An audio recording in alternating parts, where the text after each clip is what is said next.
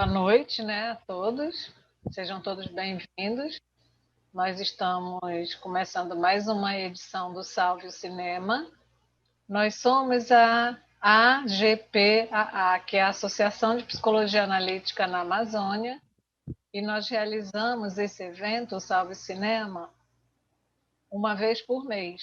E, semanalmente, nós nos encontramos para estudarmos a psicologia junguiana, sempre às terças-feiras, sendo que na segunda terça-feira do mês o encontro é aberto a não associados.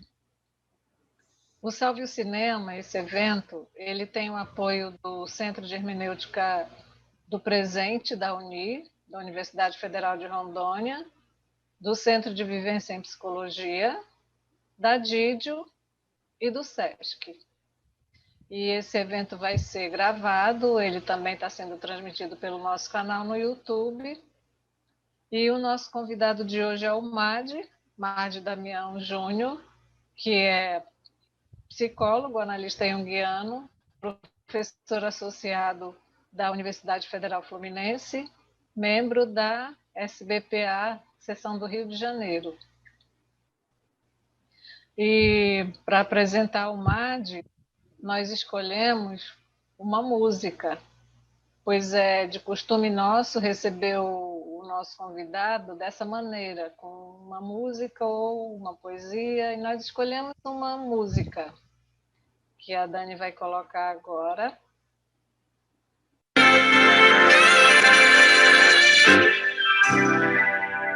Se eu quiser falar com Deus, tenho que ficar a sós.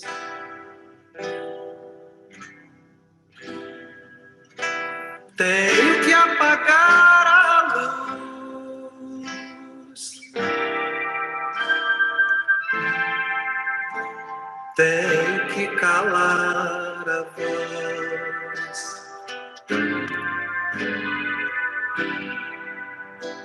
Tenho que encontrar a paz.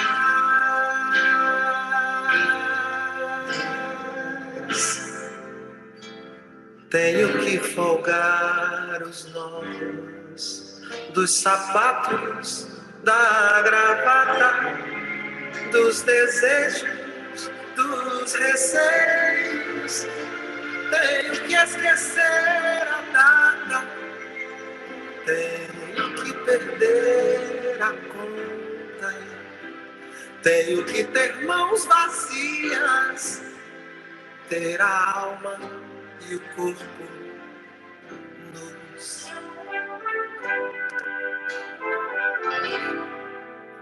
Se eu quiser falar com Deus,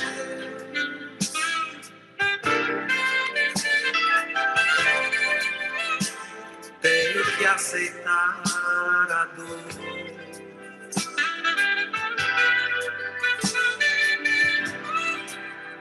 Tenho que comer o pão.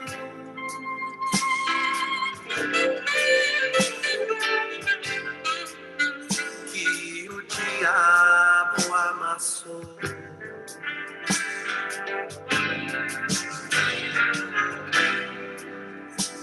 Tenho que virar um cão.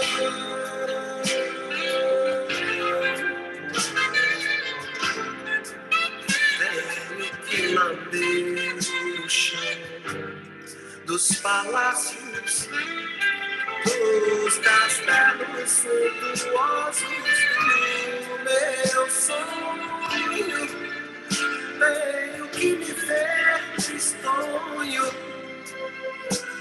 Tenho que me achar medonho. E apesar de mau tamanho, alegrar meu coração.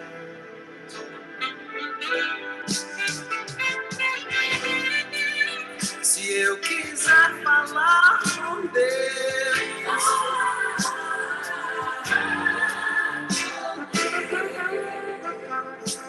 tenho que me aventurar.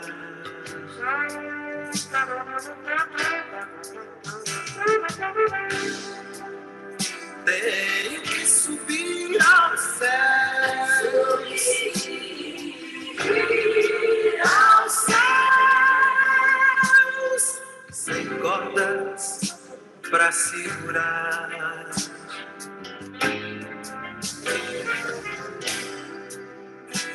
Tenho que dizer adeus,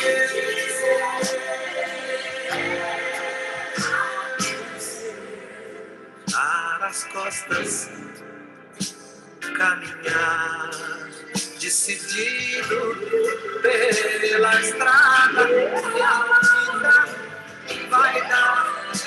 Nada, nada, nada, nada, nada,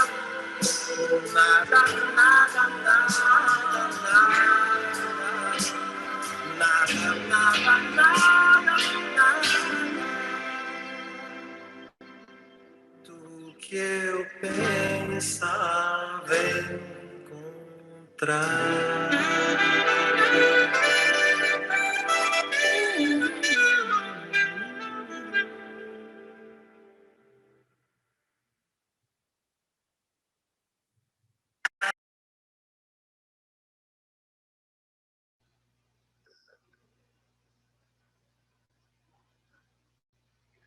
Madi, então, seja bem-vindo. E a gente queria saber como que você prefere fazer, se você quer falar e depois as perguntas vêm, ou se você fala e as perguntas vão vindo simultaneamente. Eu prefiro.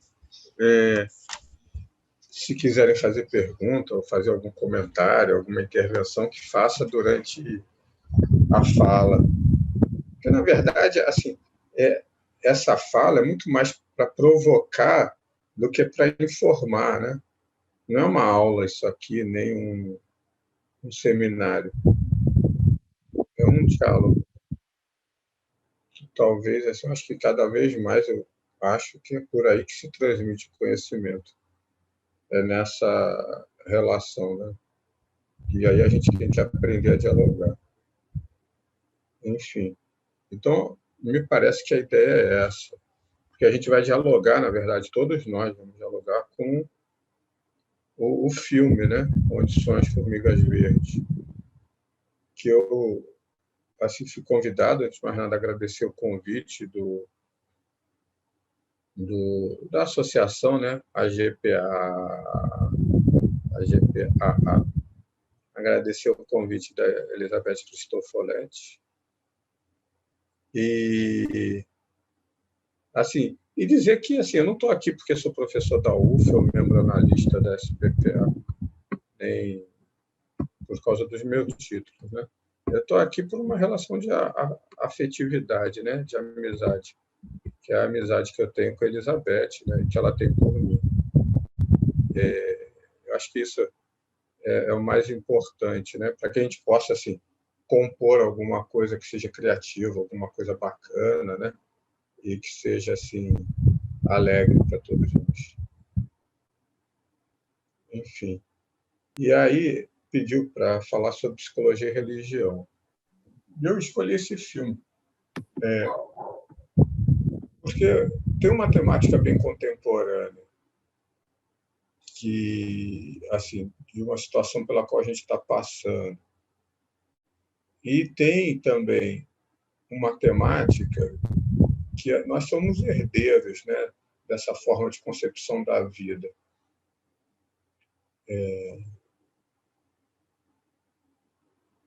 Que é essa visão que o mundo ele é mero depositário, né, de matéria-prima para ser explorada, apropriada e controlada conforme os interesses, né, dos homens que se determinam por uma certa racionalidade que na contemporaneidade é movida pelo capital, pelo mercado.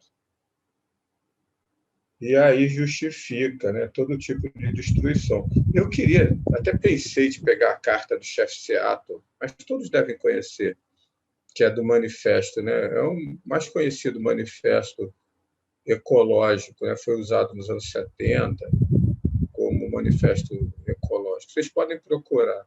É que o presidente dos Estados Unidos oferece de comprar o território, né, onde é Seattle, é Washington, né, estado de Washington, e aí ele responde, dizendo assim, como é que a gente pode vender a nossa mãe? Como é que a gente pode vender o nosso corpo? Como é que a gente pode vender os nossos ancestrais?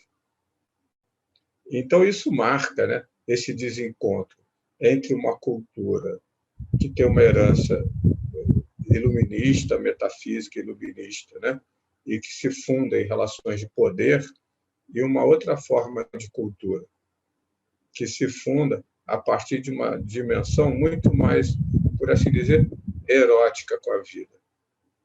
E eu estou usando aqui a oposição entre Eros e Phobos, tal como Jung propõe. Ou seja, aonde o poder se instala como forma de mediação dos corpos, não existe relação. Onde o poder se instala como mecanismo de mediação das relações sociais, não existe relação efetivamente falando, porque não existe alteridade e não existe também eros, não existe circulação das coisas. E o Jung ele vai falar, então, onde o poder entra pela janela, o amor sai pela porta. Onde o amor entra pela porta, o poder sai pela janela. Então, são os antagônicos por excelência para Jung. E a gente encontra isso, né, nesse filme. Assim. E como é um filme, né, de um diretor alemão de 1984, parece que é uma coisa que está longe, né, temporalmente, longe da nossa época, ou longe da nossa realidade. Mas está aí, está dentro da nossa realidade. E aí, por que eu acho que isso tem a ver com religião? Por dois fatores. Frei Volney, ele deu um seminário em que ele fez essa distinção entre a religião do ponto de vista cristão, né, da herança católica de Santo Agostinho, e religião como Jung usa, que é no sentido pagão, que vem de Cícero. Né? O Hillman ele pega essa abordagem da religião também, é pagã. Por isso que ele vai falar em politeísmo. Porque a religião, conforme Santo Agostinho, que é a nossa herança católica, ela vai falar que religião é religar, religação. É conectar alguma coisa que está desligada. Como se pudesse alguma coisa estar desligada. Mas é algo, né, que está desligado, eu vou reconectar. Então, para isso, você precisa de ritos, cultos, cerimônias, práticas, etc. e tal, para poder estabelecer essa religação, como se a natureza do homem e a natureza do homem fossem, do mundo, desculpa, fossem duas coisas desconectadas. E aí Cícero ele vai falar o seguinte: religião não é isso. Religião significa uma atenção minuciosa aos deuses. É um cuidar dos deuses. O Jung ele vai dizer que religião, isso está lá em Psicologia da Religião Ocidental e Oriental, é uma atenção minuciosa à experiência. E o que faz com que o homem seja homem é o instinto religioso no homem, que traz essas forças de criação. Então, o que acontece? A religião é uma atenção a essa experiência imediata, na qual e a partir da qual o homem tem a sua origem, a vida se origina. Então, não é religar nada, porque a gente nunca se desconectou. Na verdade, é um voltar o olhar para a direção que é a direção mais própria, mais necessária que nós olhemos, que seria, né, o inconsciente ou natureza, porque para Jung, inconsciente e natureza, não canso de repetir isso, é a mesma coisa, ele afirma isso, que inconsciente é natureza. Natureza no sentido grega, né, da physis, é força de geratividade, força de criação, a partir da qual o arqué, ou seja, esses princípios de geração da vida, eles se manifestam. Então, esse filme trata de religião, porque ele trata de uma cultura que passa os seus dias vigiando o sonho das formigas verdes, essas entidades, né, mitológicas, míticas, que se encontram ali em repouso, e enquanto elas sonham, está tudo bem. Mas no momento que elas pararem de sonhar, pronto, o mundo vai acabar. Então, é a força também do imaginário que esse filme traz. E dessa necessidade, desse cuidado, isso é religião, é esse cuidar do imaginário, cuidar da imaginação, cuidar da fantasia, cuidar do devaneio. Outro dia eu assisti uma palestra, vocês me dão o direito aqui, falar umas barbaridades, mas de uma psicanalista que tenta fundar a psicanálise a partir de bases neurofisiológicas. E aí ela classificou o devaneio como um pensamento inadequado, uma forma de pensar fraca, por assim dizer. O devaneio como quase uma patologia. Ela jogou pela privada toda a obra do Bachelard. Ela praticamente disse que o artista ele é um eterno doente, né? Ele sofre de uma patologia, porque ele não tem a atenção concentrada, ele não tem o foco da atenção numa meta dirigida para um fim de forma pragmática. Isso é a nossa cultura técnica, né? Produtivista, que associou eficácia com verdade. Então, esse filme fala desse cuidar dos sonhos. E por sonho a gente entende por essa força de criação que ela provém da natureza. Tanto é que tem uma cena no filme que eles sonham dentro do supermercado. E aí fala assim, eles sonham aqui porque aqui era onde que havia a única árvore do território. E nós tivemos, né, que passar por cima dela para poder fazer. É óbvio que o hipermercado é muito mais importante do que uma árvore, né? O que é uma árvore? A árvore não é nada, é um pedaço de pau que atrapalha o progresso. Mas aí depois ele vem com a razão cínica. Mas no final, mais crianças são mais consumidores. Então a gente deixa eles sonharem aí. Não sei se vocês prestaram atenção nessa fala dele. Mais crianças, mais consumidores. É a razão cínica, né, utilitarista. Então, pronto, deixa eles sonharem. E tem a questão toda também do preconceito, né, dos aborígenes, a classificação deles como pretos. Eu não sei, tem um filme, eu gosto muito de filme de faroeste,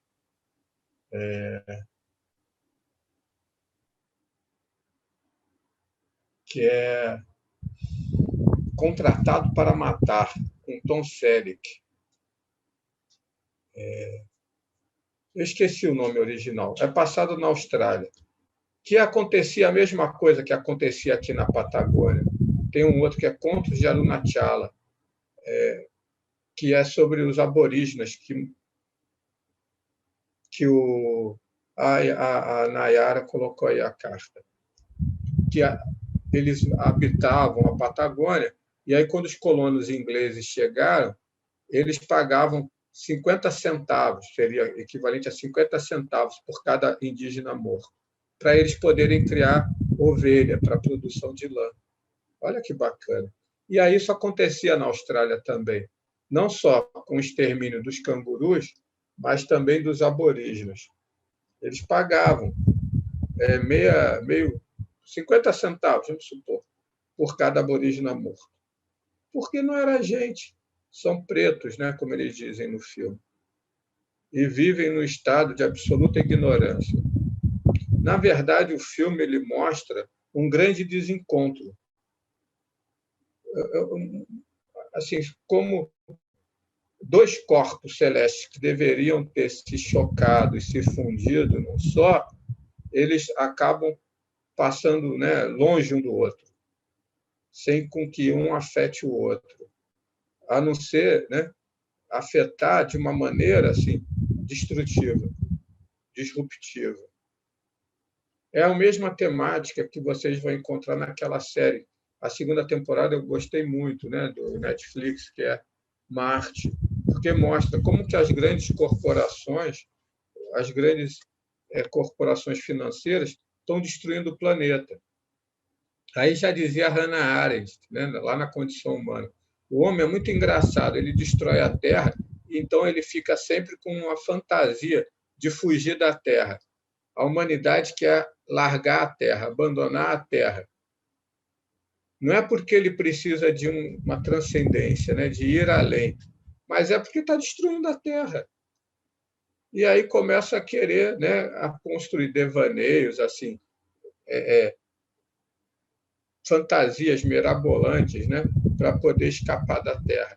E aí, lá nesse seriado Marte, eles falam, mas vocês vão trazer tudo para cá. Não adianta, porque não mudou a consciência. Só mudou a destruição de lugar. Então, o filme ele fala também dessa realidade onírica, da realidade do devaneio, da realidade da imaginação, e de como é que todo um povo ele vive e tem o sentido da sua existência no cuidar dessa imaginação. Isso a gente acha, né? Não só nos aborígenes australianos, mas entre os indígenas brasileiros, acha, né?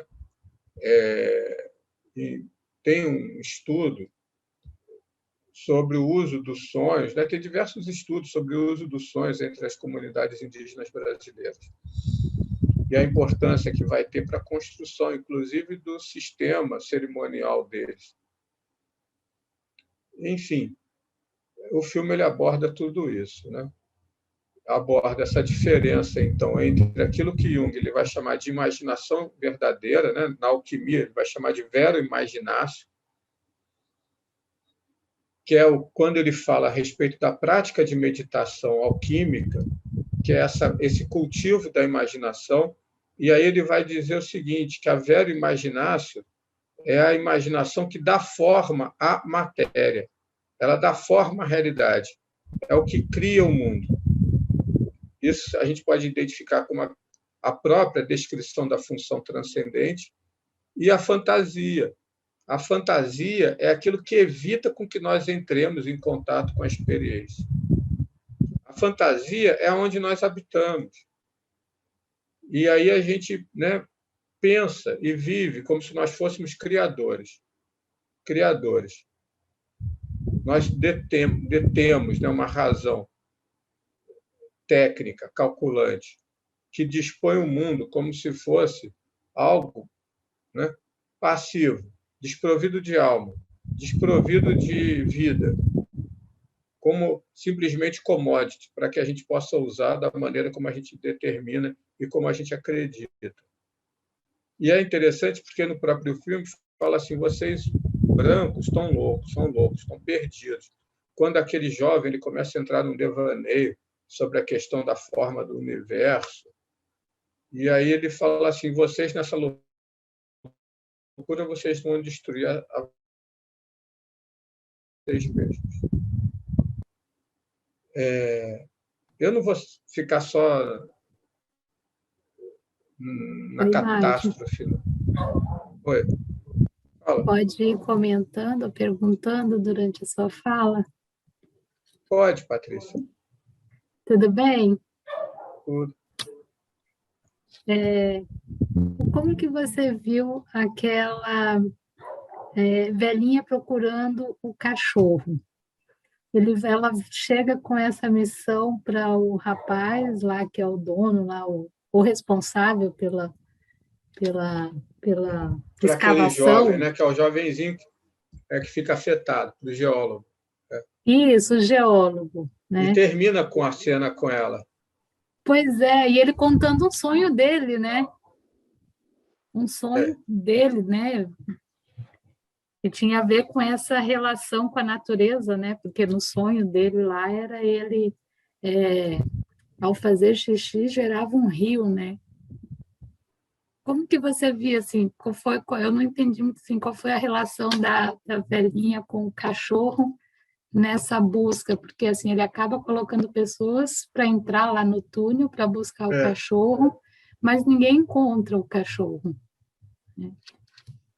Não, mas o cachorro passa depois de uma hora ali andando pelo deserto. Não estava na caverna. Na verdade, ali fala da solidão, né? Ele estava andando ali pelas casas. Você não vê lá no filme? Cachorro andando? Então, eu acho que fala dessa solidão, né? Dessa, assim, do delírio mesmo, do delírio, assim, ela procurar esse cachorro no fundo das cavernas, as pessoas se mobilizam, né? Porque esse rapaz, ele, de alguma maneira, ele traz um afeto, ele é afetado, e é ele que, de alguma maneira, tenta dar um apoio lá, tenta cuidar dos aborígenes que estão ali naquela situação inusitada, né? Totalmente incoerente para eles. Então, ele é uma forma de mediação. Tanto é que, no final, ele parte, né, para o deserto, larga a empresa, né? E está narrando a Copa de 84, né, que a Argentina foi campeã, não é isso? O tempo inteiro.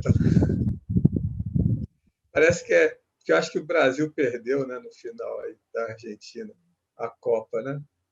Então, é quase como se fosse dirigido para nós, brasileiros. Acho que é 82, Mate. É 82? Então está narrando a Copa lá. A sensação que Mas, dá... Pode falar. Não, boa pode noite. falar, Beto.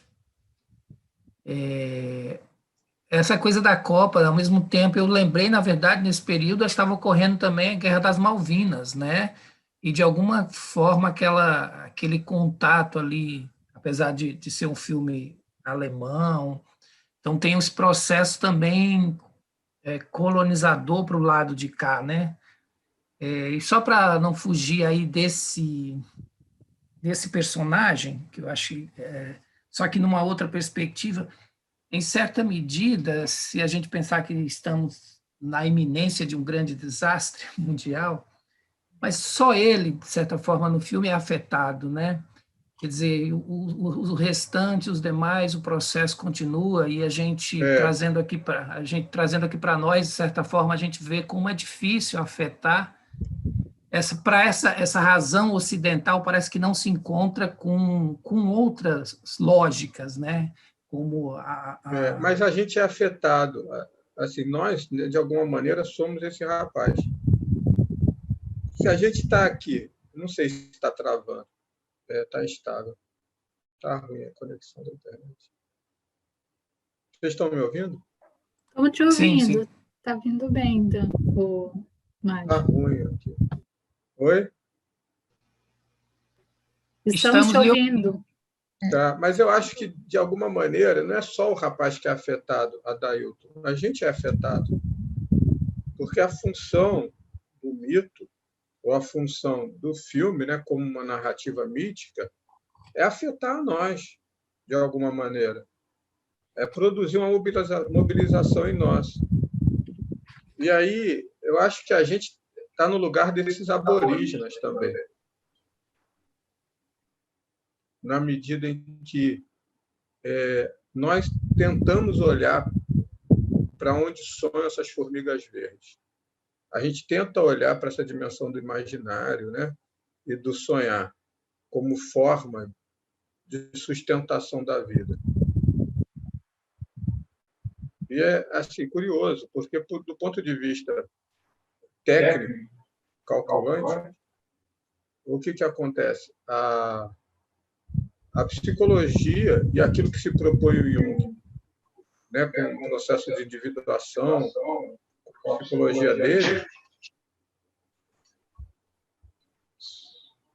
é totalmente assim descomprometida com qualquer forma de utilitarismo e de adaptação. O Jung fala literalmente isso, que a psicologia dele é para aquelas pessoas que já não conseguem mais se adaptar a esse mundo. São para as pessoas estranhas.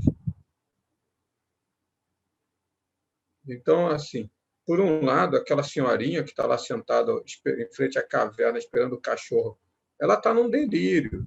E as pessoas, né, embarcam naquele delírio dela. Eu acho que é interessante, assim, porque ela também está sonhando.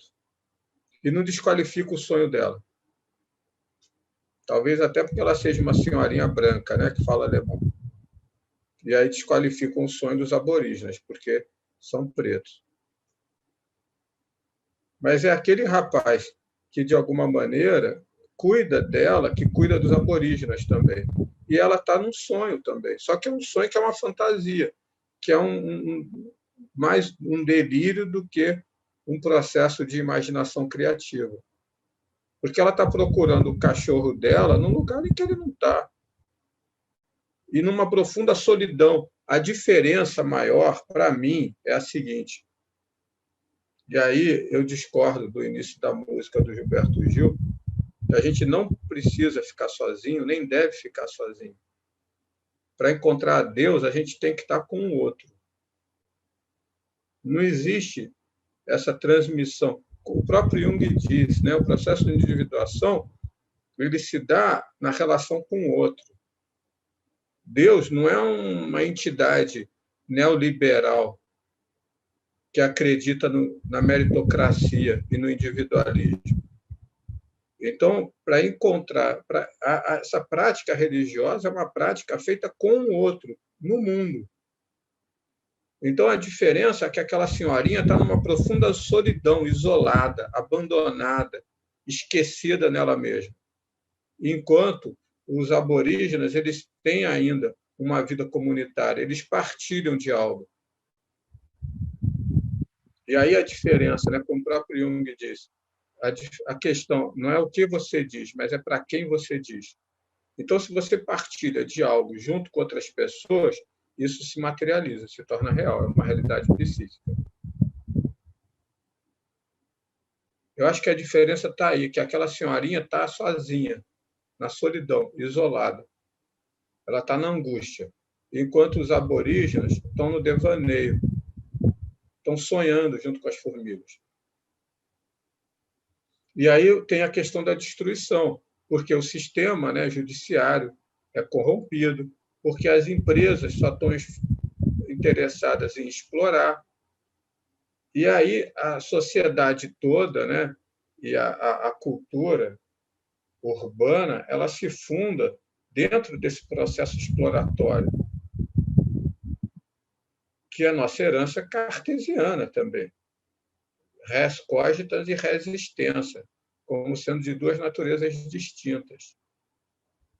E aí a gente se vê o tempo inteiro, ora como criador ou ora como criatura. A gente não consegue se ver como criador e criatura, entendeu?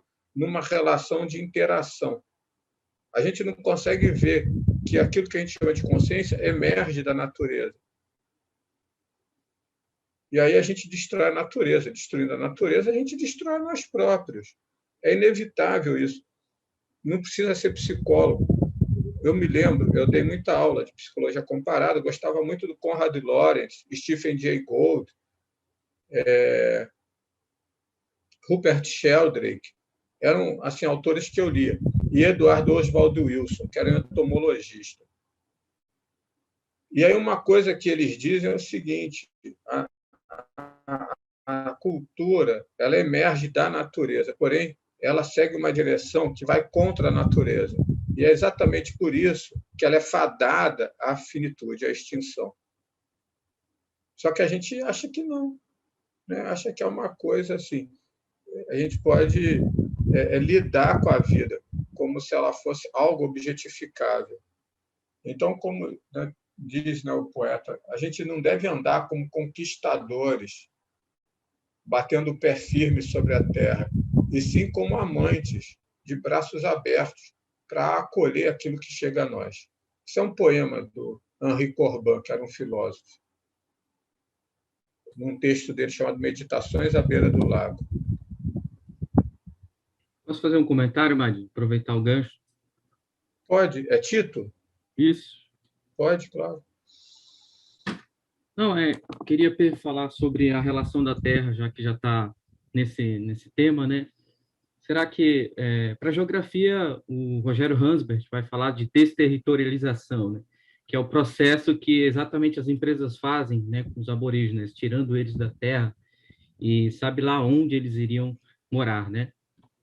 Deixa eu só fazer uma complementação, porque é algo também que a gente vê hoje.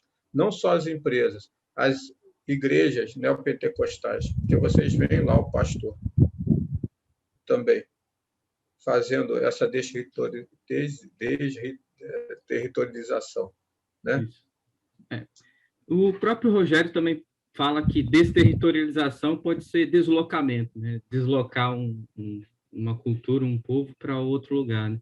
Só que a relação, ele mesmo vai explicando que é uma relação econômica, uma relação política, uma relação simbólica também. Será que, e fazendo paralelo antes de fazer a pergunta, também tem uma frase assim que mexeu muito comigo, tem tudo a ver, uma frase desse livro aqui, ó, O Torto Arado, e do Itamar Vieira Júnior, um geógrafo também, ele escreveu esse romance, e no final desse romance ele escreve bem assim, ó, uma frase importantíssima: sobre a terra há de viver sempre o mais forte. Será que essa relação que o filme passa é isso mesmo? Será que sempre vai prevalecer a lei do mais forte, mas eu queria que você comentasse um pouco. Olha só, eu discordo, apesar do que a gente vê, né, de alguma maneira levar nessa direção. Eu discordo, assim, porque isso é um modelo neodarwiniano, né, de um darwinismo social, que vai pensar, né, e vai atribuir. Aí tem que ver o que chama de relação simbólica, porque se é o simbólico como uma mediação através da linguagem, de uma determinada linguagem que faz parte de uma comunidade de falantes, né, que tem um determinado conjunto semiótico, tudo bem. Mas as relações que as grandes corporações e que a nossa cultura estabelece com a terra são relações de poder, que o Nietzsche vai chamar de ressentimento. Que ele vai chamar do ressentimento do homem europeu contra a natureza, que é um ódio em relação à mudança, ao devir e a essas forças de criação que nós não temos como controlar. Então, destrói porque não tem como controlar. Entende? Destrói porque está lançado nesse devir na obrigação de dar conta da sua própria existência, como a questão mais fundamental posta para si mesmo. Se dá conta da necessidade de se implicar na própria vida. E aí, diante dessa raiva, desse ressentimento, é óbvio, é melhor estabelecer relações de poder e de destruição do que estar numa forma de disposição onde seja fomentada a criação e você tem uma relação de pertencimento à vida. A gente não pertence à vida, a gente pertence à fantasia. É uma fantasia de que nós somos criadores e não criaturas. E aí também, quando vira isso, né, se coloca o próprio homem como criatura do próprio homem, como objeto do próprio homem. Então, assim, o próprio Varela, Maturana, o Rupert Sheldrake, eles dão outras perspectivas, eles vão lá no modelo evolucionista. O modelo evolutivo darwiniano não é um único, mas foi o que mais vingou, o que vigora, porque ele corresponde a um certo modelo de sociedade fundada no mercado. É o mais forte sobrevive. E o próprio Darwin, ele era mais inteligente do que isso. Ô, Tito, se você estuda o Darwin, na verdade, não é o mais flexível, o mais maleável, aquele que se adapta sobrevive. E a adaptação não é um processo lógico, dedutivo, racional. A adaptação é um acidente. Entende? É uma variação genética que ocorre acidentalmente, que vai fazer com que você consiga uma adaptação em circunstâncias que o outro... Então, não existe mais forte nem mais fraco. É o mais assim adaptável àquelas circunstâncias. E é óbvio, se eu não crio condições para que você possa se adaptar numa situação de crise, você vai desaparecer. Então, existe uma relação de perversidade também, que movimenta esse chamado processo evolutivo. E pegando o gancho, só para complementar, Madi, posso fazer mais outra pergunta? Claro. É porque hoje em dia a gente vive muito no espaço urbano, né? A gente pensa muito na cidade, a nossa concepção, ela não tem mais uma relação com a terra em si. A gente pouco trabalha na terra. Tu acha que essa relação com a terra tem se esvaído? E é exatamente aquilo que o Zygmunt Bauman fala, né? Que os tempos são líquidos e que as pessoas mesmo já se desconectaram totalmente da relação homem, sociedade, natureza, e, enfim. Queria que você comentasse. Eu acho que sim. E aí vem, né, essa situação. Por exemplo, hoje, a gente está aqui. Eu estou, né, num lugar, eu não sei onde é que você está, a Cristofolete está em Porto Velho, não estou vendo a Cristofolete aqui, está lá em cima. Então, a gente consegue estabelecer, a Ana, eu sei que está no Rio de Janeiro, consegue estabelecer uma relação de ligação entre as coisas, por necessidade, entendeu? Então, por um lado, a gente quebra, e aí, por outro lado, vem uma força que obriga com que a gente tenha que colar as coisas. Não quer dizer que seja eficaz. E é claro que o homem urbano ele está muito mais desconectado da terra. Você vê uma cidade, né, o Rio de Janeiro, por exemplo, que era todo cheio de afluentes, Rua da Carioca era o Rio Carioca, a Rua das Laranjeiras passava ali o Rio Carioca também, enfim, Enseada de Botafogo, aí tudo vai sendo aterrado, vai sendo coberto de asfalto, aí você não tem mais água potável, a água tem que vir, né, ser purificada, depurada. E eu tinha um conhecido, já faleceu há muito tempo, ele era um engenheiro hídrico, especialista, né, em rios, por aí fora. E ele falava, quanto mais asfalto, mais enchente, é óbvio, porque você impermeabiliza a capa da terra que poderia absorver a água. Então, o que acontece? É óbvio também que existe uma ciência, né, como dizia o próprio Bachelard, diurna e uma ciência noturna. E é muito interessante você falar isso, Tito, porque o pensamento do Jung é um pensamento que a gente pode chamar assim de rural, campesino. Ele mesmo fala isso, que ele nasceu numa vila camponesa no interior da Suíça, como era ainda na Idade Média as pessoas pensavam. Então ele estava mais próximo, né, dessa necessidade de observação dos ciclos da vida. O acasalamento, isso é coisa natural. Tu vê o cavalo montando na égua, pronto. O que tem de tabu nisso? Tanto é que ele vai falar que o grande tabu para o futuro está lá no Mercúrio Filosófico. É como fazer a integração do espírito e da matéria, como achar o espírito no mais profundo, mais recôndito da matéria, como elevar a matéria ao espírito e trazer o espírito até a matéria. Então, desfazer essa cisão, que seria o grande desafio para o homem moderno, para o homem contemporâneo. Como é que a gente pode desfazer essa dicotomia? Porque a gente pensa de maneira dicotomizada. A ideia de meritocracia, self-made man, individualismo, são formas, né, de cisão, de fragmentação. Aí a gente separa as coisas. A gente não consegue nos ver, como diz, né? Seria isso a ideia do processo de individuação. Eu vou usar uma expressão, que é uma expressão que vem do budismo, que é o si mesmo ver-se espelhado nas 10.000 coisas. Então, como é que a gente vai conseguir nos ver espelhado nas 10.000 coisas? A gente não consegue nos ver espelhados nas 10.000 coisas. A gente não consegue ver as 10.000 coisas. A gente só consegue ver a nós próprios. E aí a gente fica só vendo aquilo que a gente chama do nosso próprio desejo.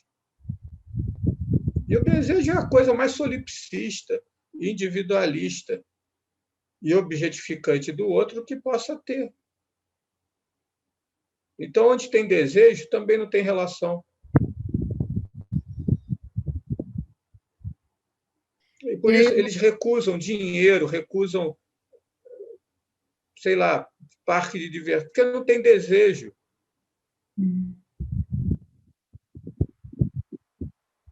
Eles sonham. E sonhando, eles afirmam a vontade deles, pactuada com a própria vida, com essas forças de criação. Fala, Cristofolete. Não, eu acho que nessa linha, um pouco até para te ouvir também falar um pouco mais, porque eu acho que isso que você falou, né, da relação com a cidade, eu acho que a gente tem uma questão que é a questão do vínculo, que o filme aponta muito, né? Acho que se, mesmo numa condição urbana, a condição urbana, ela também tem os seus ciclos e tem os seus processos. Só que nós também não temos uma relação com a cidade. Nós temos uma relação não, nós passamos por ela de uma forma utilitária. Então, Exato, é utilitário. nós não temos uma relação, seja com, mesmo numa condição urbana. Da mesma forma que aquele personagem do filme O Rapaz, né, que tenta ali fazer a escuta da senhora, que tudo bem branca, que ficou que branca, velhinha, né, mas ele não faz aquilo que você estava falando, Mário, ele não estabelece vínculos, ele tem atitudes isoladas e tem atitudes, então, ele não se decide, ele não toma uma posição, ele tem uma posição, que é a posição da empresa, mas ele fica incomodado, ele não sai, ele não consegue sair do lugar onde ele está, porque ele tem talvez um ganho de vantagem, só que para que ele saia e ele possa se vincular, seja a fantasia da senhora, seja se vincular e compreender o que é que aquela população está fazendo, entrar na vivência e no sonho das formigas, ele passa por elas. Então, assim, ele perpassa, ele ajuda, ele impede que sejam massacrados, talvez até por uma consciência, essa consciência cristã esbranquiçada, né? Mas ele não vincula. Então, assim, se não tiver vínculo, a gente não consegue, de fato, avançar. E aí sim, acho que a gente continua cada vez mais dentro de atitudes individualistas. Então, nós até podemos permanecer numa outra relação, por exemplo, quando a gente fala da relação com a natureza, ela também está objetificada hoje, né?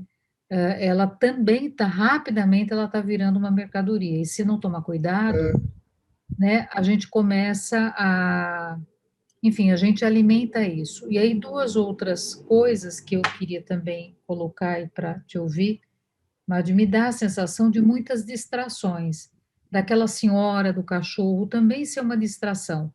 Então, é muito mais, a gente se emociona muito mais, a gente se sente mobilizado com distrações ao longo do tempo, do nosso percurso, e talvez a gente perca de vista quem de fato, ou o que de fato nós temos que enfrentar, e que nós temos que talvez lutar, ou enfim, e transformar. Então, a gente fica muito com as distrações, e, enfim, né? E talvez isso alimente aí as nossas fixações.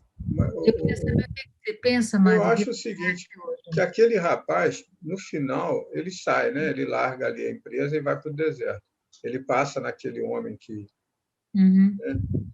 que tinha estudado, trabalhado lá com os aborígenes, e vai em direção dele. Ele entrou em crise, né?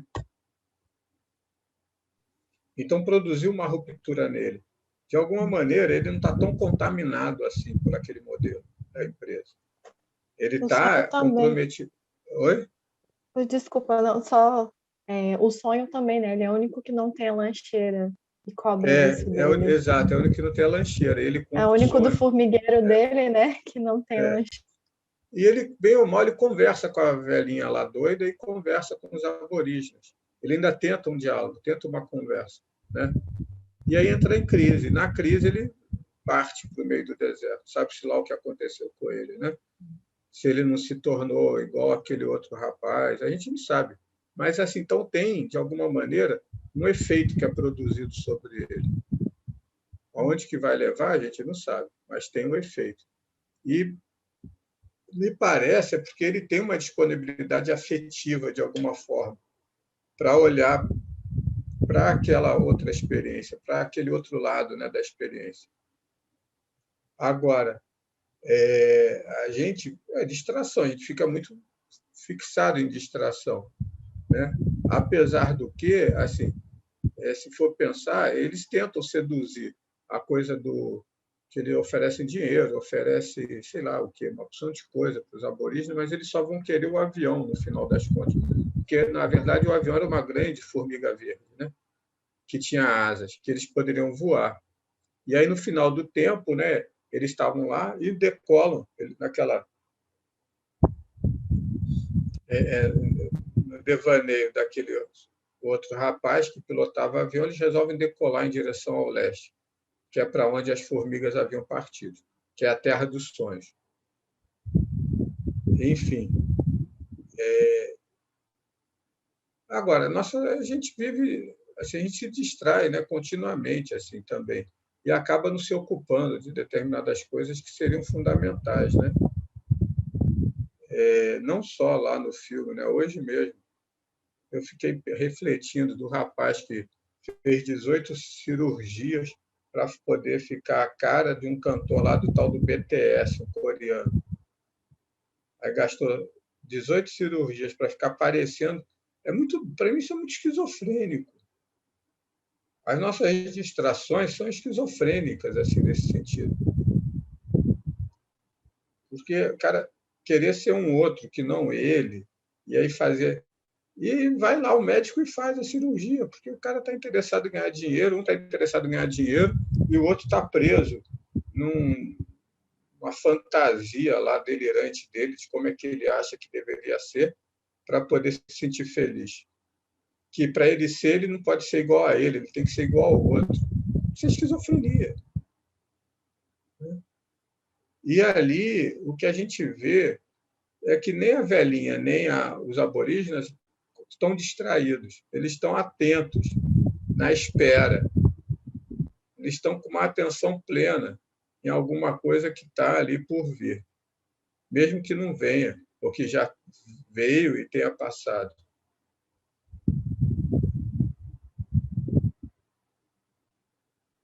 Mas eu concordo, a gente tem muita distração.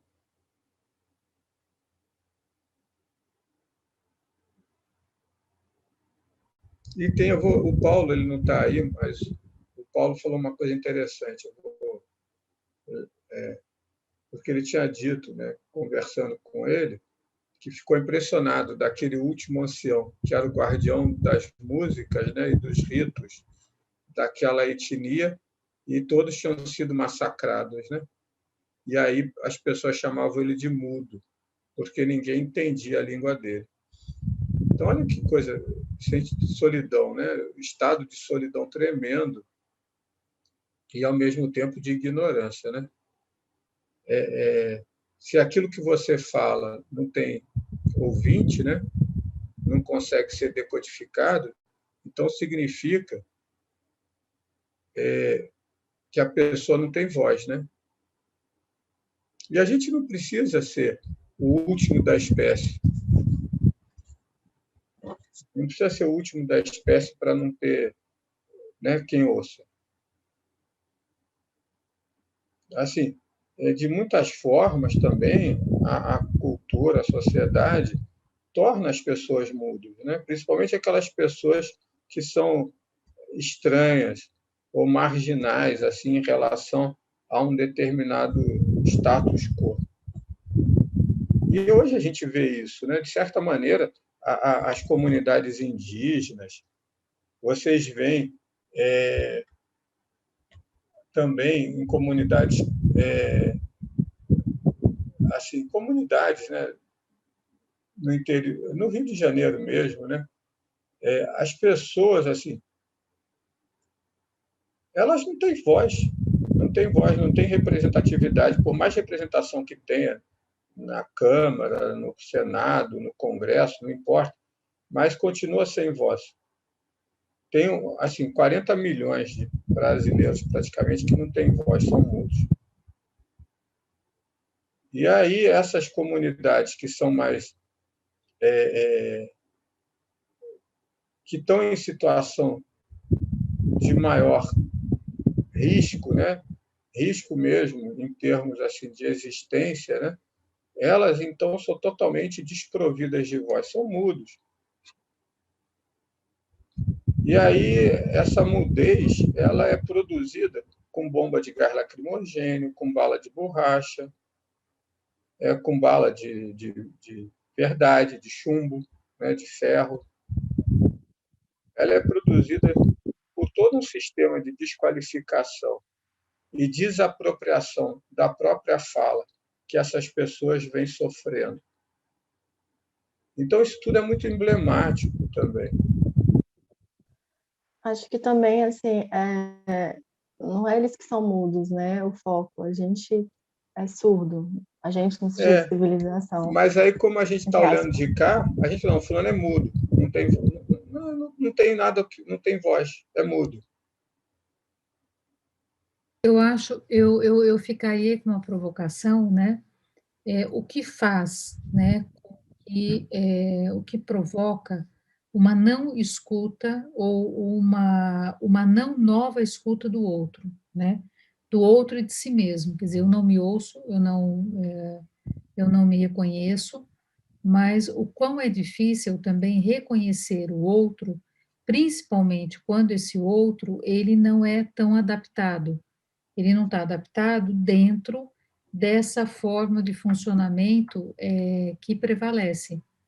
Ou Exato, que ele não funciona como eu acho que ele deveria funcionar, como eu estabeleci que ele deveria funcionar. Ele não funciona assim.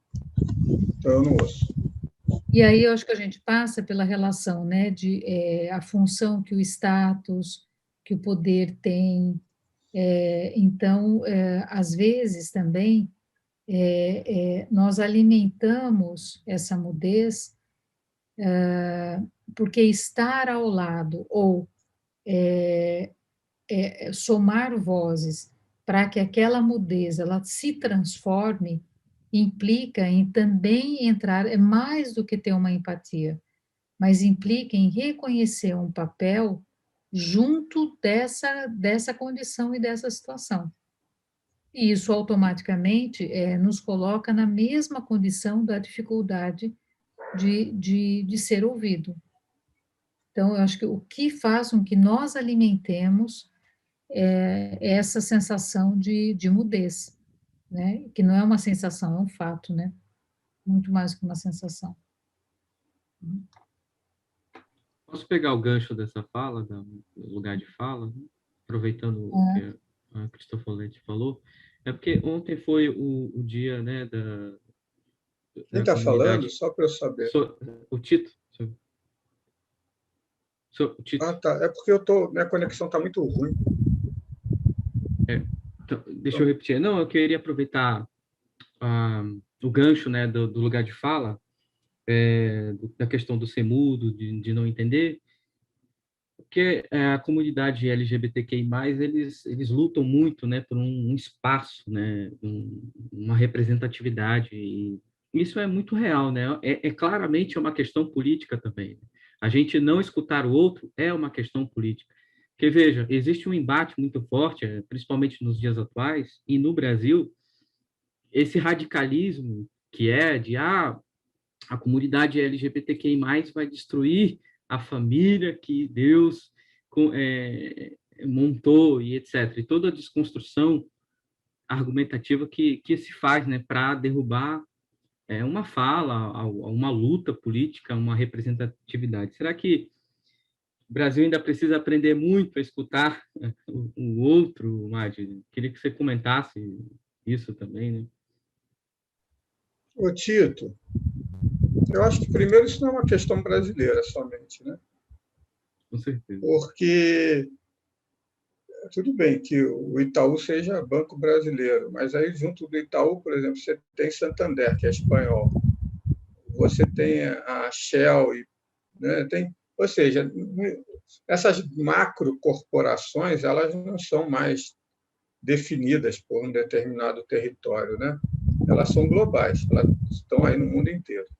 E elas produzem isso, né? Produzem essa desqualificação da fala do outro.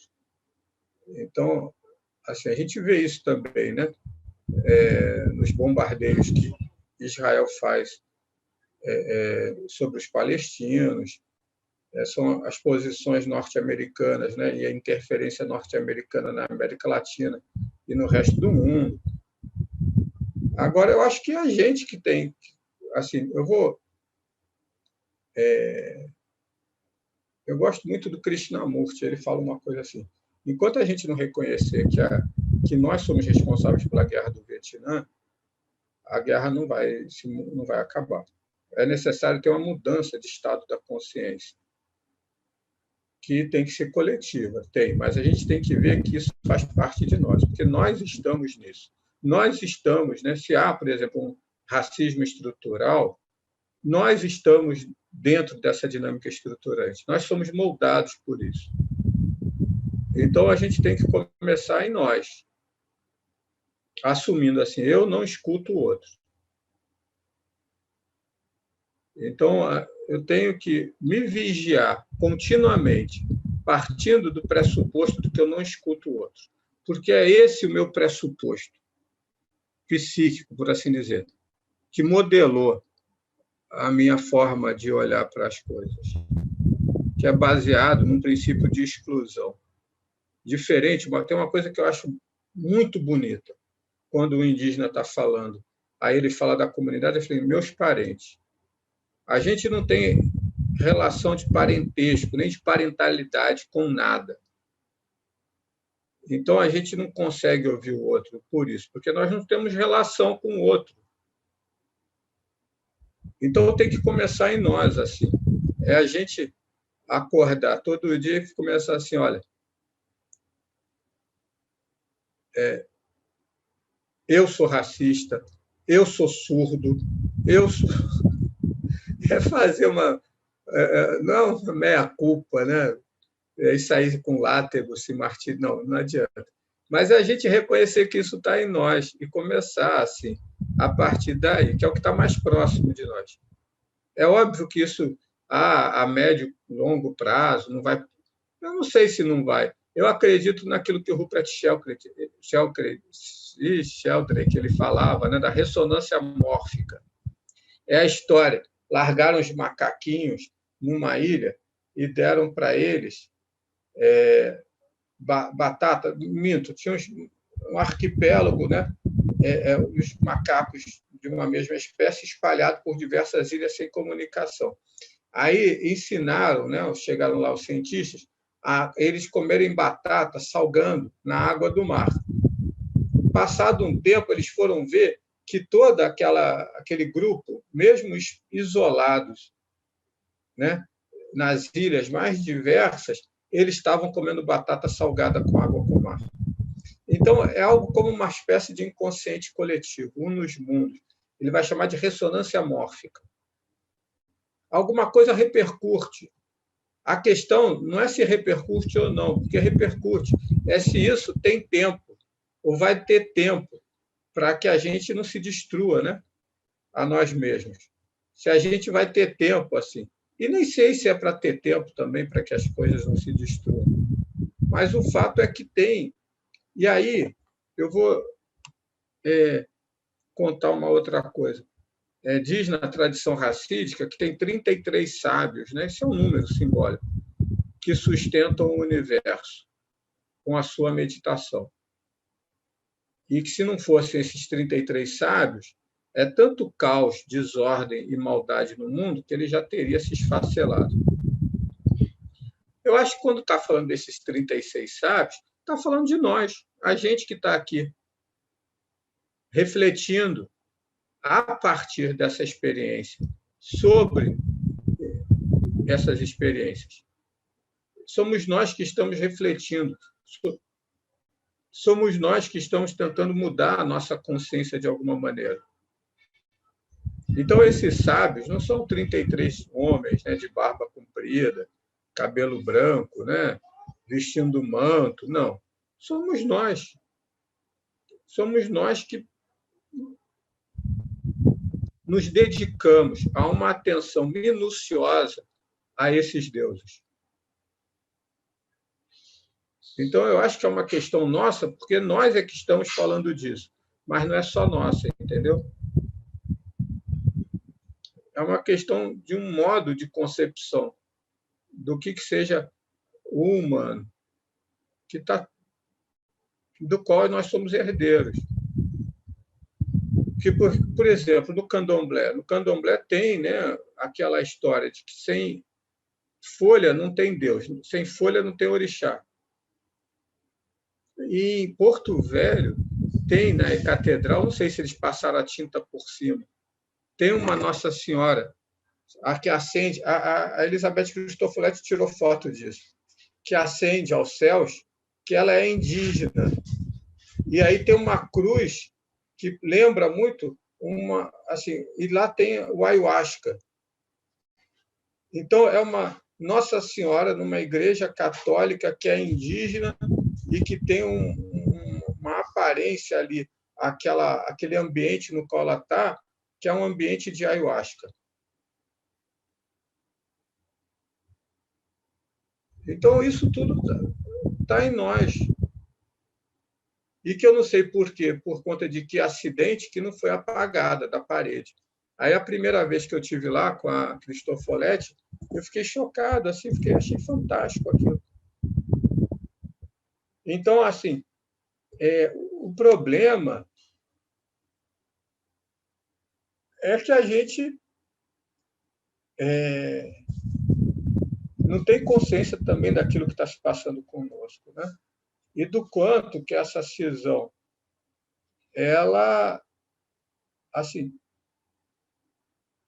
traz, né, essa força de destruição inerente a ela.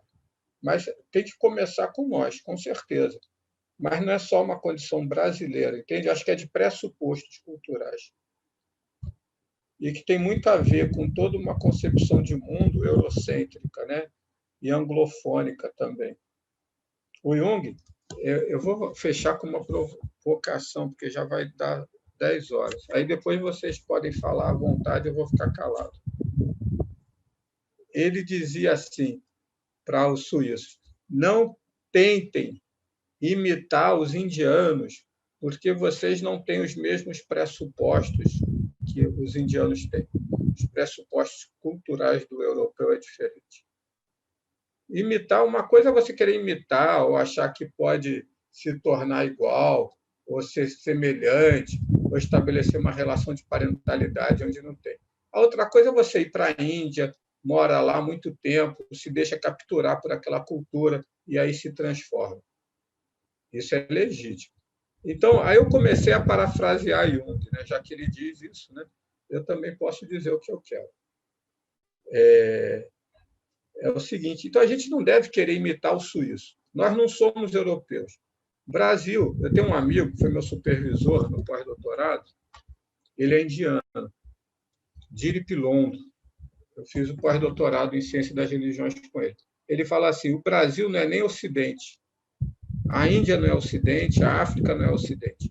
O Ocidente é uma criação do europeu, né? Do europeu, dos orientalistas do século XIX, daqueles orientalistas de gabinete. Vocês veem as pinturas do Humboldt, por exemplo, a encantadora. Ele nunca viu a floresta amazônica, né? E saiu pintando a encantadora de serpente, os devaneios dele lá, sexuais, né? Provavelmente, as fantasias sexuais dele. Então, a gente não é Europa. Então, a gente não pode querer... Eu falo, tome cuidado, parafrasear Jung, é tomar cuidado. A gente tem que tomar cuidado para não querer ser suíço. E, então, que aí que está um dos problemas nossos. É o complexo cultural que dizem, né, do brasileiro.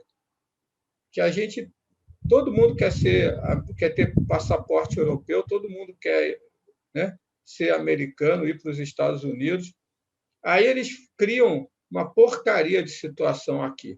Criam uma confusão na América Latina para que a gente queira, né, ser americano, ou seja, para que a gente possa consumir os produtos e a ideologia e toda aquela baboseira que eles estão querendo vender sem questionamento, como se fosse assim a melhor coisa do mundo. Mas nós não somos isso. A gente tem que repetir todo dia de manhã: o Brasil não é Ocidente. Nós não somos suíços. por mais que eu tenha ascendência europeia, eu não sou europeu. Não sou, eu estou aqui.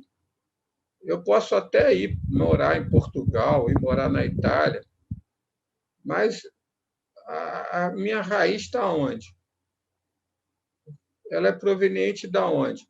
É de uma mistura entre pretos, indígenas e saqueadores portugueses, bandidos portugueses.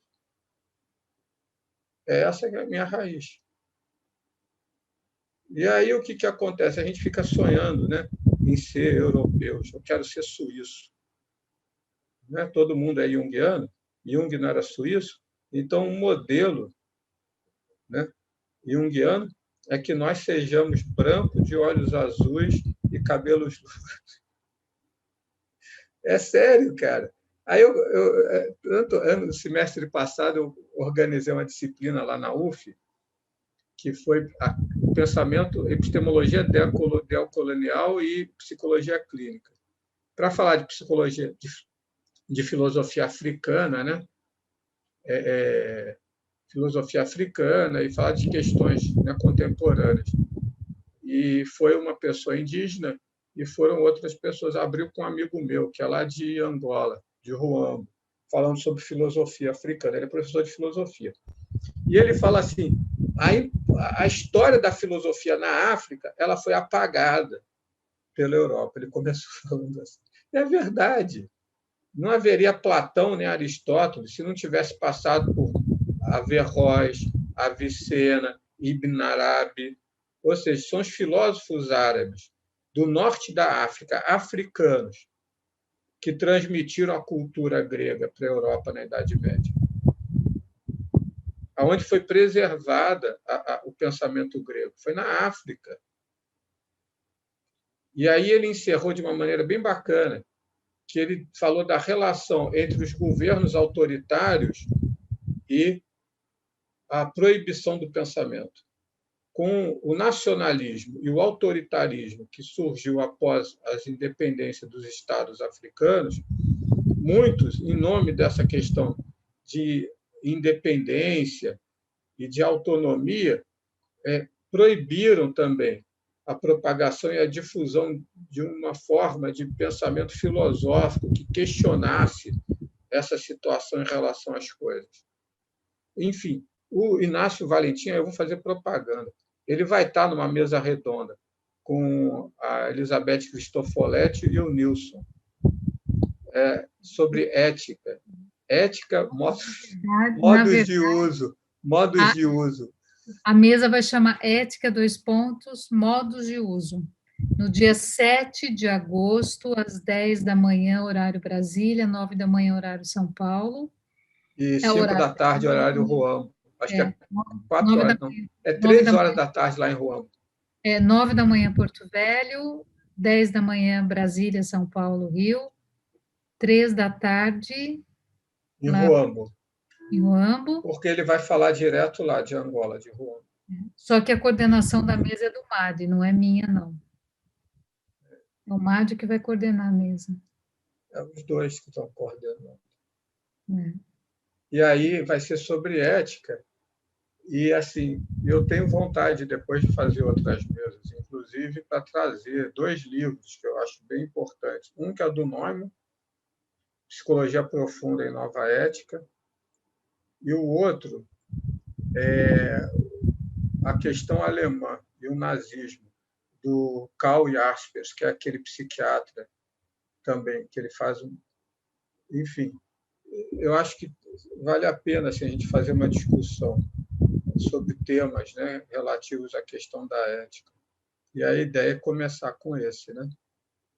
Que aí a Elizabeth Cristofoletti está organizando. Enfim, é isso. Falei a bem peça. Apropriado para o momento, né, que estamos vivendo. Mas a ideia é essa, é intencional isso.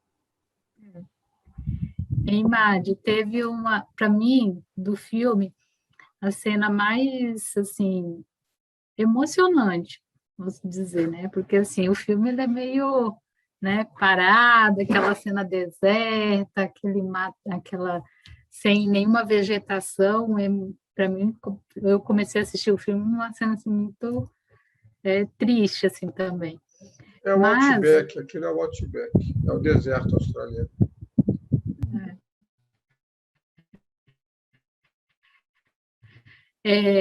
Lá no julgamento, aquele momento em que o ancião também traz, né, uma preciosidade, né, algo que está com essa comunidade, com esse grupo, né, há mais de, sei lá, 200 anos, não lembro quantos anos que ele falou, mas que vem de geração para geração, que era algo extremamente importante, valioso para aquelas pessoas, e ele traz para aquele julgamento, né, para compartilhar algo que era muito sagrado e importante para eles, né, e o quanto não houve a ressonância, né, que nem a gente estava falando de não ouvir, de não entrar em contato com o sagrado também, né? Não tinha menor valor para o juiz. O escritor que estava digitando lá,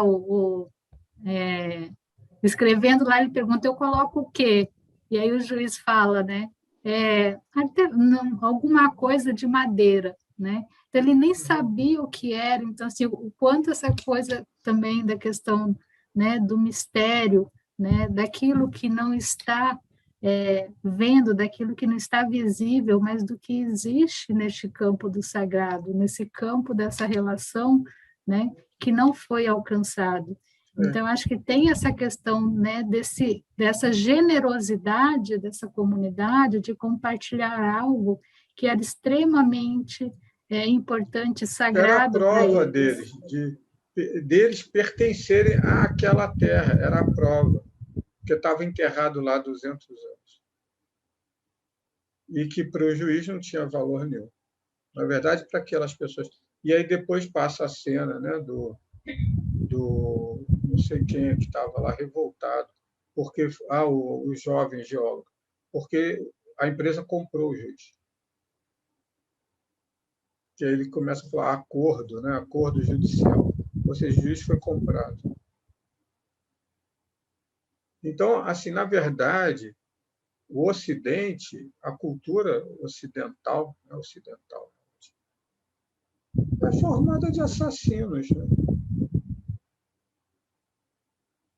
Não tem como a gente negar isso. A nossa cultura aqui, nós, né, o Brasil, ele foi construído em cima de sangue, né? Sangue, mais sangue, mais sangue. As culturas mesoamericanas, lá dos Estados Unidos também, né? Ameríndias todas, né? Foram dizimadas, massacradas, assim. E estão sendo até hoje. E aí a gente fala, não, mas são as grandes corporações. Na verdade, somos todos nós que ainda perpetuamos isso. Mas, assim, eu acho que, pelo menos,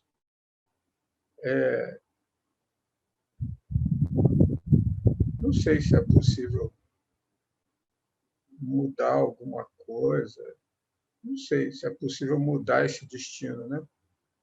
Mas, de qualquer maneira, assim, o cultivo da atitude religiosa é o cultivo dessa atenção a essas formigas que sonham, né? Formiga é ótimo, porque é um negócio imperceptível, né? É invisível, passa de maneira assim, passa pelas térmitas, não sei se vocês conhecem térmitas, né? É uma espécie de cupim que come até concreto. Aquelas formigas verdes são térmitas, que o didgeridoo, que ele sopra, aquele instrumento, é cavado pelas térmitas também. É enterrado a madeira e elas cavam, e aí faz o som. Então, assim, o cultivo, né? Eu acho que da atitude parece que é uma coisa alienante, mas é o contrário. A gente vive na alienação, a gente vive na fantasia, a gente vive cindido na cisão. E o filme mostra isso. E às vezes é mais fácil assim. a gente vê através de uma relação especular, né? Então, é o filme do Werner Herzog. E não é uma coisa só contextualizada no Brasil, vocês veem, porque ele está falando de uma condição, de uma população de aborígenes australianos. Enfim. Mas aí a gente também não tem na verdade, assim, esses deuses, eles demandam, né? Demandam com que a gente cuide deles. E... Madi, posso fazer um comentário? Oi, quem é que está falando? Eu de novo, Tito. Não, é só porque eu não vejo. Aí cada hora o quadrinho muda de lado, cara. Eu meio até peço desculpa.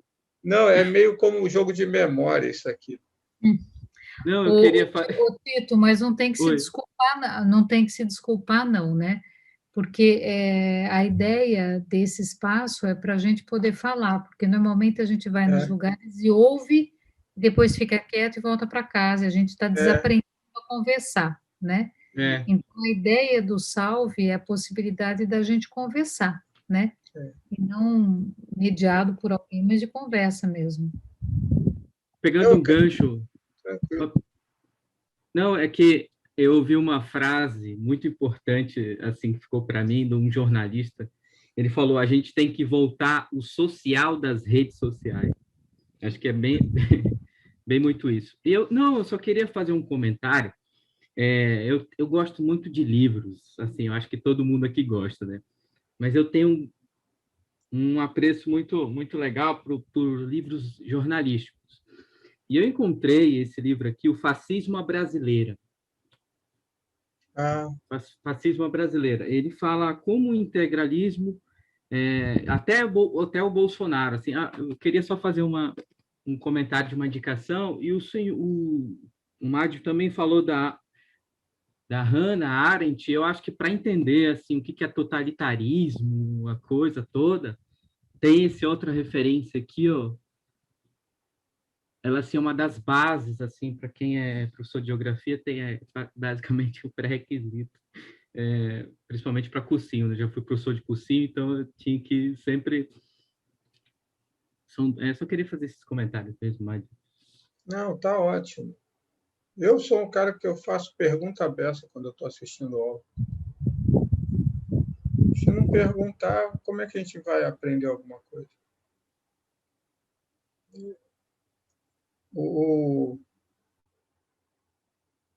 É o diálogo, né? Tem um texto, né? Um Shastra budista, que ele fala que você tem a sabedoria, ela é adquirida por 3 caminhos, né? Que não são dissociados, mas que se compõem como um só, que é o ouvir, que é o diálogo, né? Diálogo é o ouvir. Então, você não tem como aprender alguma coisa se não for através do diálogo. O conhecimento não está no livro, né? Mas está nesse processo de troca, de construção. Depois é o refletir, então a gente ouve, conversa e reflete. E, por fim, é o cultivo, é trazer isso para a experiência, né?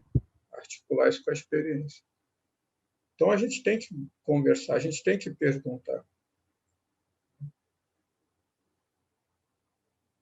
E eu vejo assim que é raro das pessoas perguntarem querendo mesmo, né,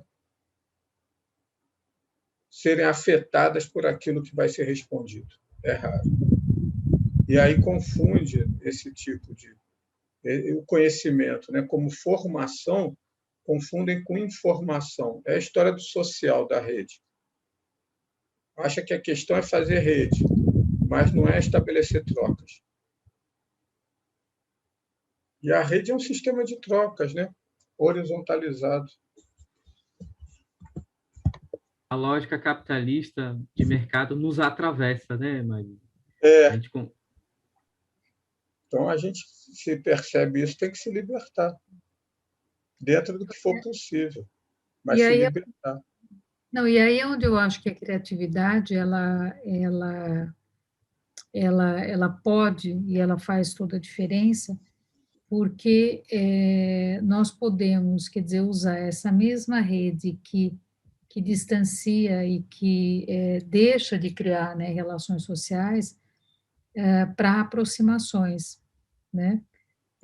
Do ponto, acho que assim, eu nunca rejeitei, eu não me lembro de ter rejeitado tanta coisa boa, rejeitado no sentido de não conseguir atender, de não conseguir participar de tantas coisas interessantes e boas que eu tenho visto e tido de ofertas, e gratuitas, inclusive, né?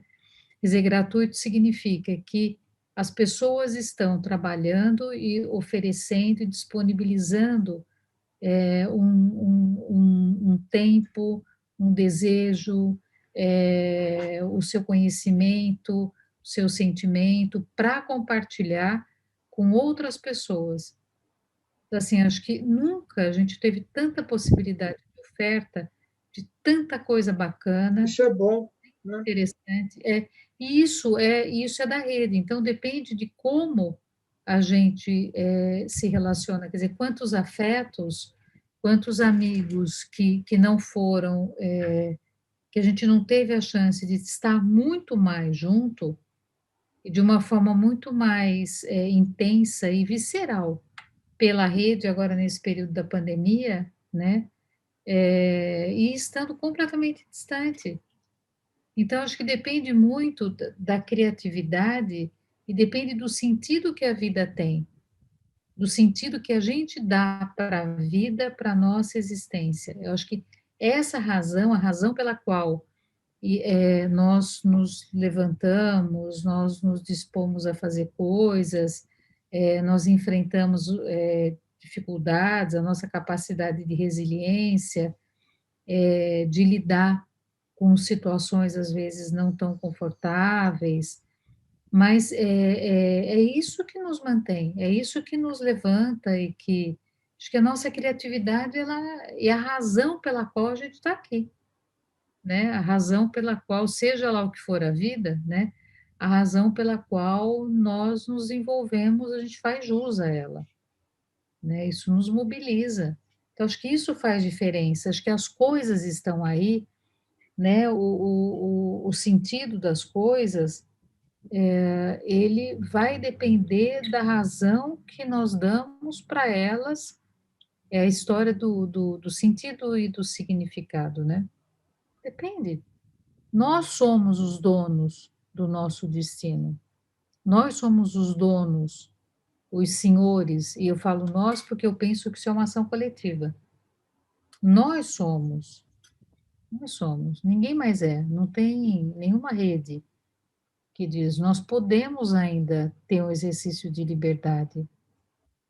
Né? Eu penso isso, pelo menos. Né? Ô, Beth, deixa eu te perguntar uma coisa. A gente já está encerrando? Meire, você que está no controle aí.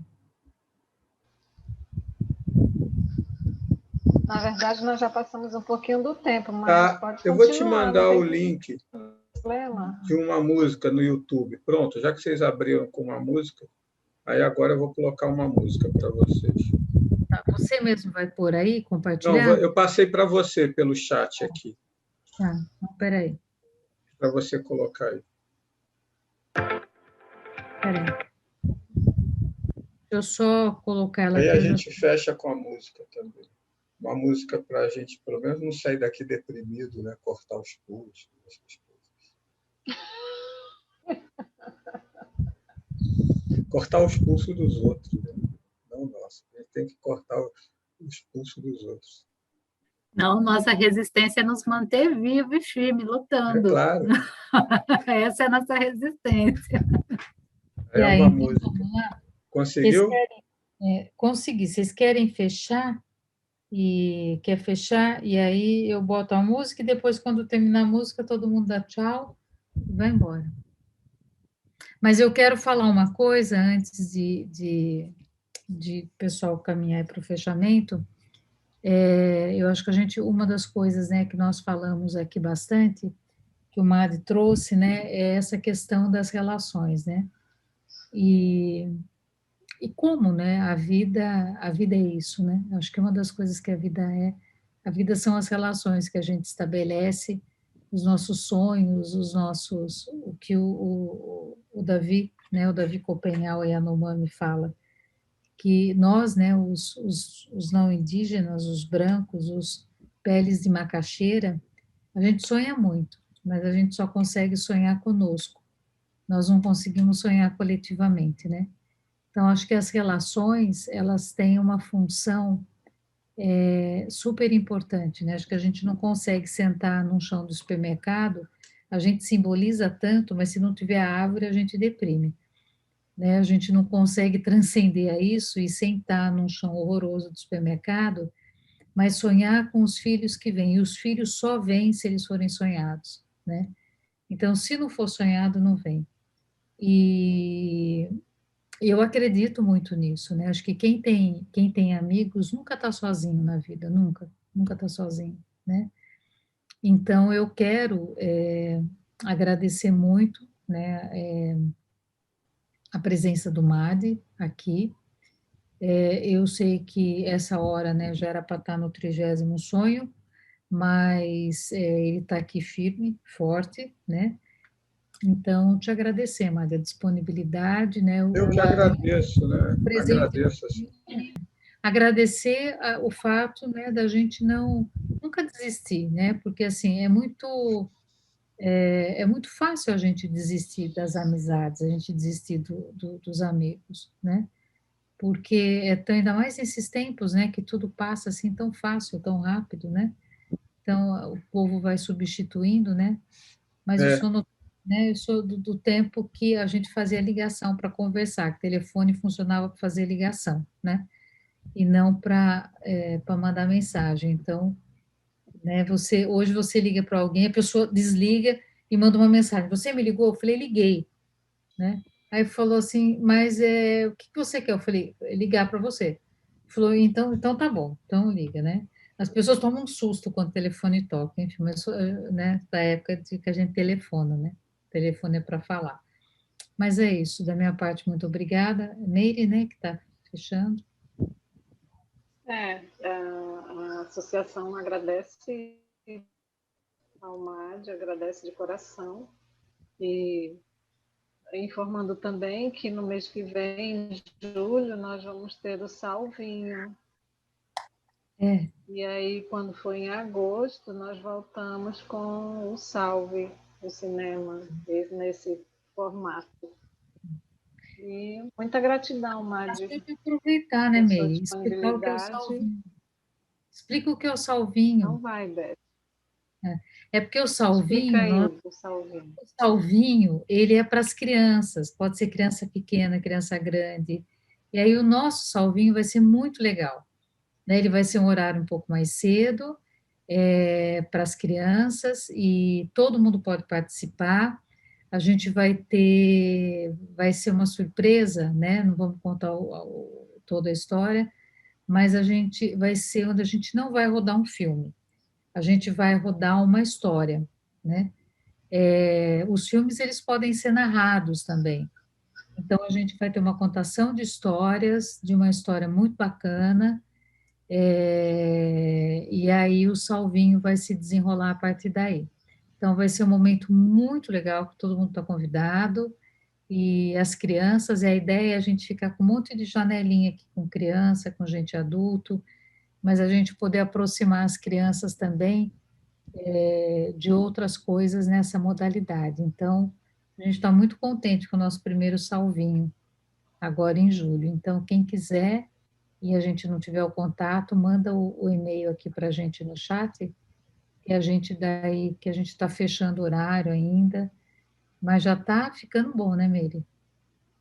Dia 27 de julho, numa terça-feira. Isso. Última terça-feira do mês. Sempre assim o Salve Cinema, na última terça-feira do mês. A gente só vai fazer um pouquinho mais cedo, porque essa hora a criançada está dormindo, né? Tanto as mais novas quanto as mais velhas.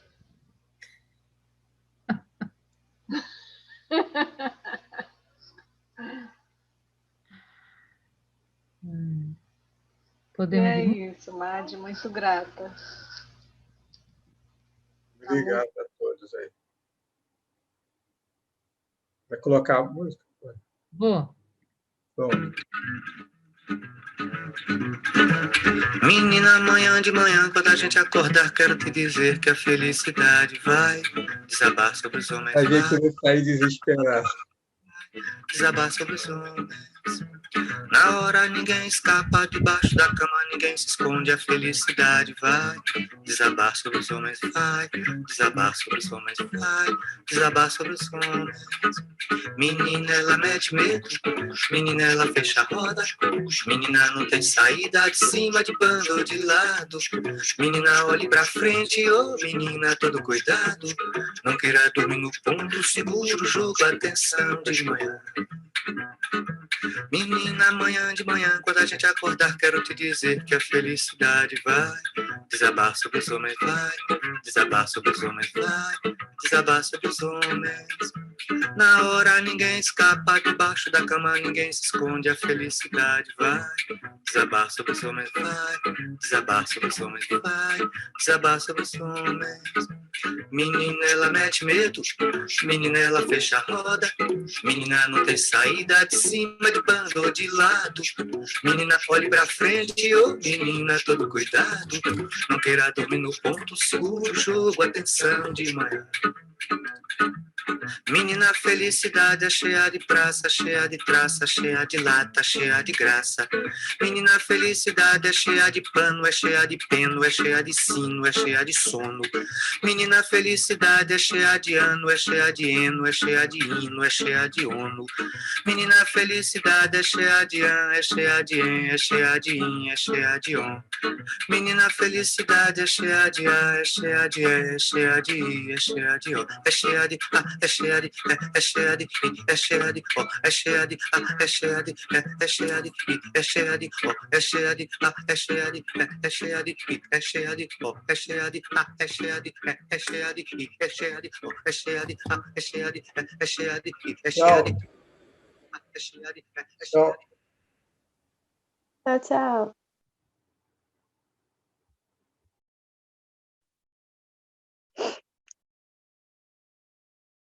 Tchau, boa noite.